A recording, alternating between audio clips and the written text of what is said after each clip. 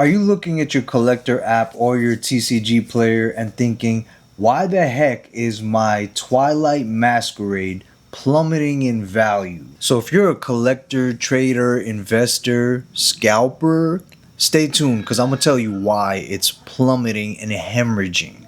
And don't forget to like, share, and subscribe. So Twilight Masquerade released in around August, right? And it came out for the regular MSRP, but of course, pre-sale prices were higher. From there, the prices spiked to $100 as depicted on TCG Player. However, since then, it's just been flat at around steadily declining levels. And I think right now it's sitting right around 60 bucks. So if you saw this ETB or any of the singles packs, which I think have great artwork, and you thought like me and thought, hey, these things are really cool, I like the way it looks, I'm gonna pick up a few. One for me to open like this one here, one to stock and one to rock like they say, or in this case, one to stock and one if I want to open another or give it away as a gift, which Midnight Masquerade I would love if somebody gave me as a gift.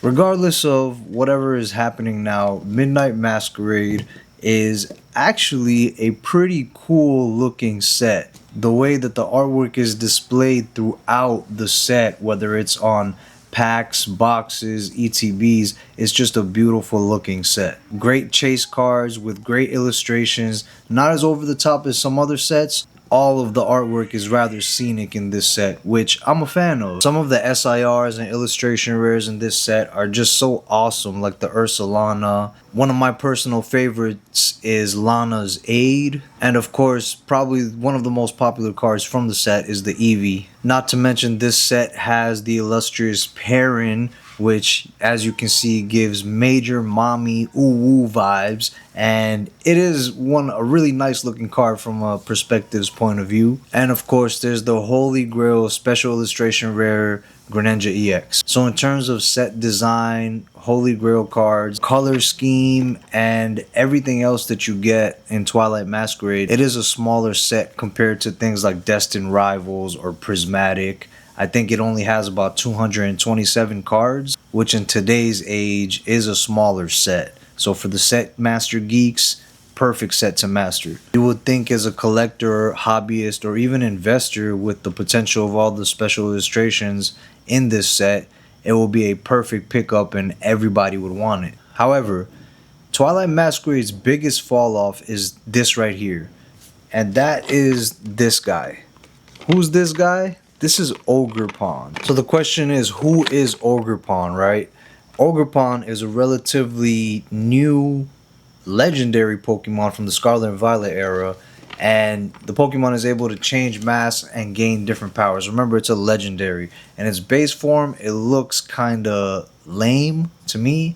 Now, if you're like me, I skipped the Scarlet and Violet era of games, so I kind of missed on what this Pokemon is. The last era of gaming I played was the Arceus one, so a bit removed from there. But even still, though I didn't really know who Ogerpon was, I just looked at the set, saw the color, saw the artwork, and kind of saw even the name, Twilight Masquerade. Super cool name. So because of that, I picked up a few every time I did see one in stores. That's the number one reason that Twilight Masquerade is kind of hemorrhaging value as of today. The second reason would be just this market today.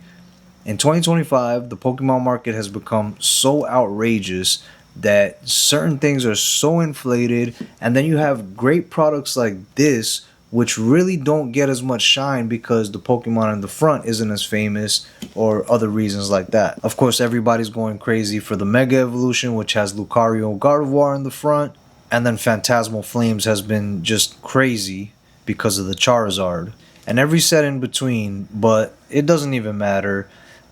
Some sets I think will have a longer run throughout history. Now let me give you some reprieve.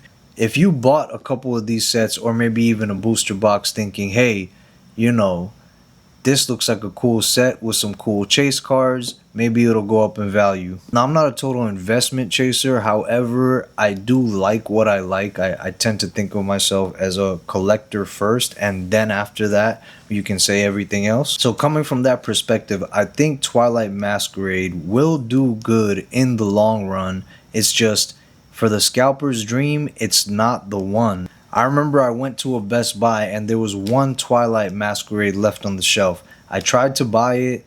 There was a guy in front of me and I asked him. There was other ETBs there as well, but I asked him, hey, I need a Twilight Masquerade for my collection. Is it okay if I grab one? He said no.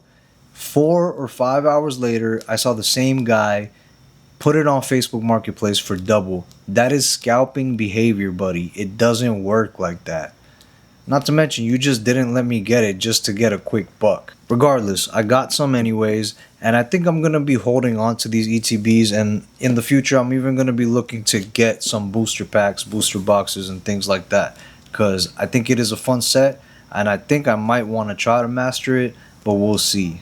All in all, if you're a collector or an investor, just take your time. I think Twilight Masquerade will, in the long run, go up and go down in history as one of the better sets of this era. Although this era has had so many great sets. But you just have to be patient. A year or two from now, we'll see what happens. 5 years from now, I think this set is going to be looked at as a really cool set. And it's going to have some chasers behind it. However, for you scalpers, you're out of luck. You can either sell out now, or you're going to have to play the game like the rest of us and just hold out for the future. Anyways, y'all, Twilight Masquerade, I like the set. You should too. Make sure to like and subscribe. I'll catch y'all on the next one. Peace.